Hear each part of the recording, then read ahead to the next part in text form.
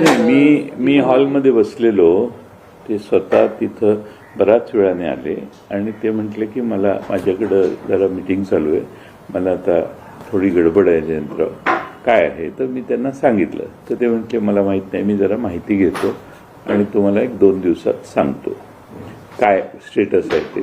मी म्हटलं आता स्टेटसमध्ये काय अपात्र ठरलेले आहेत, त्यात आम्ही अपील करणार आहे. अपील नगरविकास मंत्र्यांकडे असतं, पण तुम्हाला आणि त्यांना दोघांना भेटून सांगावं अशी त्यातली भाग आहे म्हणतं. कोणी नव्हते. नाही, मला कुणाची भेट झाली नाही. ते मी हॉलमध्ये तिथे एकटाच होतो. बराच वेळ चहा घेतला मी आणि बराच वेळाने ती बाहेर आले. पण मग आता हा कोइन्सिडेंट मानायचा का की तुम्ही नाही, मला माहित नाही. मला कसं कळणार कोण आहे ते, कोणाशी चर्चा करत होते याची मला काही माहिती नाही. मी घरी आल्यानंतर फुटबॉलची मॅच बघत बसलो होतो. त्या दरम्यान मधल्या काळात मला बरेच मेसेज आले की टीव्हीवर अशा बातम्या चालू आहेत. मग मी म्हटलं तुम्हाला रात्री त्रास द्यायला नको, सकाळीच बोलू. मग याच्या आता पुन्हा विलिनीकरणाच्या ज्या काही चर्चा सुरू झालेल्या आहेत त्याचा आणि काही संबंध नाही हो. ईश्वरपूर आमचं शहर जे आहे त्याच्या नगराध्यक्ष पदाचा निर्णय हा चुकीचा झालाय, एवढंच मला त्यांच्या कानावर घालायचं होतं. आणि दुसरं कोणतंही काम नव्हतं, त्यामुळे माझ्याकडे कुठला कागदही नव्हता. मी त्यांच्याकडे काही निवेदन दिलं वगैरे अशी काही भानगड नाही. मी जाऊन त्यांच्याशी बोललो. ते बऱ्याच वेळाने बाहेर आले, कारण त्यांनी बाहेर आले मला सांगितलं सॉरी माझं जरा मीटिंग चालू आहे, पण काय आहे सांगा. मग मी त्यांना सांगितलं. सांगून भेट झाल्यावर मी निघून आलो.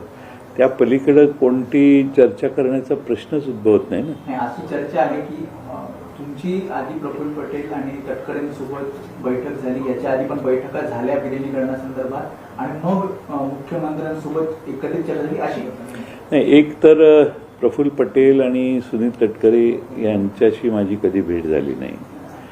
या ज्या चर्चामध्येही पेपरला आलं होतं की आम्ही कुठंतरी भेटलो वगैरे एका वर्तमानपत्राने, अशी कोणती भेट झाली नाही.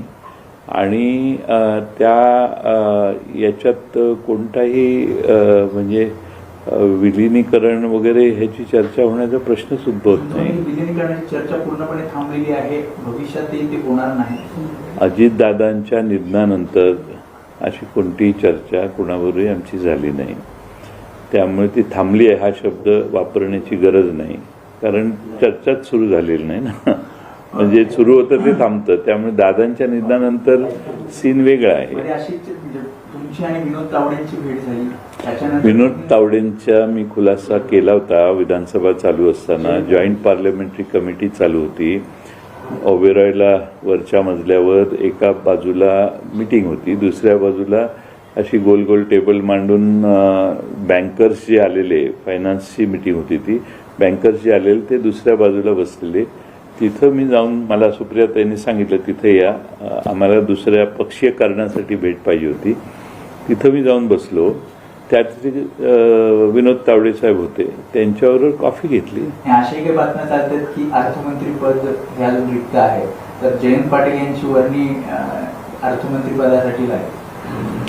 नाही, असं आहे की मी कशाचाच विचार केलेला नाही. तुम्ही माझ्यापेक्षा इतका पुढं का विचार करताय?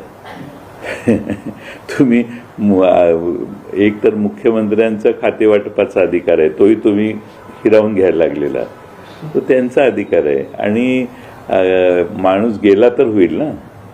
आम्ही सगळे राष्ट्रवादी, शरद पवार साहेबांच्या मागं सगळे खासदार आमदार एकच संघ आहोत. त्यामुळं मला हे बऱ्याच वेळेला दुःख वाटतं की वारंवार अशा चर्चा प्रसारमाध्यमातून का येत आहेत. ईश्वरपूरच्या ज्या जागेसंदर्भात तुम्ही मुख्यमंत्र्यांना भेटायला गेलेला होता, तुम्ही म्हणाला की उपमुख्यमंत्री एकनाथ शिंदे यांच्या भेटीसाठी सुद्धा तुम्ही प्रयत्न केलेले होते. तो जमिनीचा जो विषय आहे तो महसूल मंत्र्यांच्या अखेरीत येतो का, आणि जर असेल तर त्यांच्याशी चर्चा करण्याचा तुम्ही प्रयत्न केलेला होता की असं? नाही, महसूल मंत्र्यांच्या अखेरीत तो विषय येत नाही. तो नगरपालिकेचा विषय नगरविकास मंत्री एकनाथ शिंदे यांच्याकडेच येतो, हे मलाही माहीत होतं. आणि त्यासाठी त्यांच्या भेटीची काल आमचे नगराध्यक्षही आलेले, भेटीची प्रयत्न केला, पण ते त्यांचा फोनच बंद होते. मग नंतर कळलं की दिल्लीला रवाना झालेत ते. आणि त्यानंतर मग नगराध्यक्षच खरं माझ्यावर येणार होते, पण बराच वेळ झाला, भेटीची वेळ मिळाली नाही. मग मी नगराध्यक्षांना म्हटलं आज काय भेटायची शक्यता दिसत नाही, तुम्ही जावा. आणि त्यानंतर मला ते अटल सेतूच्या पलीकडे गेल्यावर मला कळलं की आपण 10:15 10:30 आलात तर चालेल. मग मी तिकडे गेलो. गेले काही दिवस खूपच योगायोग घडत आहेत का? म्हणजे प्रफुल्ल पटेल यांचं हे वक्तव्य की राष्ट्रवादीमध्ये, त्यांच्या राष्ट्रवादीमध्ये माहित नाही. पोकळी निर्माण झाली आहे. त्यानंतर त्यांच्या पक्षाच्या राष्ट्रीय अध्यक्षांना नोटीस बजावली जाणं, त्यानंतर तुम्ही भेटायला जाणं, थोड्या वेळाने हे सगळं. नाही, असं आहे, मला दुसऱ्या पक्षावर बोलायचा काही अधिकार नाही. तो त्यांच्या पक्षाचा अंतर्गत प्रश्न आहे. माझ्या पक्षात अंतर्गत कोणतीही घालमेल नाही, सगळे शांत आहेत आणि आम्ही सगळे एकत्रित आहोत. त्यामुळं दुसऱ्या पक्षांवर मी बोलणं योग्य नाही. आणि कालच्या भेट जी आहे, आता हे आपण ज्यांचा उल्लेख करताय ते दोघं जर मला भेटले असते तर मी तुम्हाला सांगितलं असतं हो भेटले म्हणून. भेटच झाली नाही तर मी हो तर कसं म्हणू. त्यामुळं माझा काही त्यांच्याशी संपर्क होण्याचा प्रश्न यापूर्वी नाही. सुप्रियाताईंच्या लग्नात मात्र हे दोघंही आलेले होते. दोघांची माझी 5 मिनिटं उभ्या त्यांचं स्वागत आम्ही सगळ्यांचंच करत होतो, त्यावेळी त्यांची भेट झाली.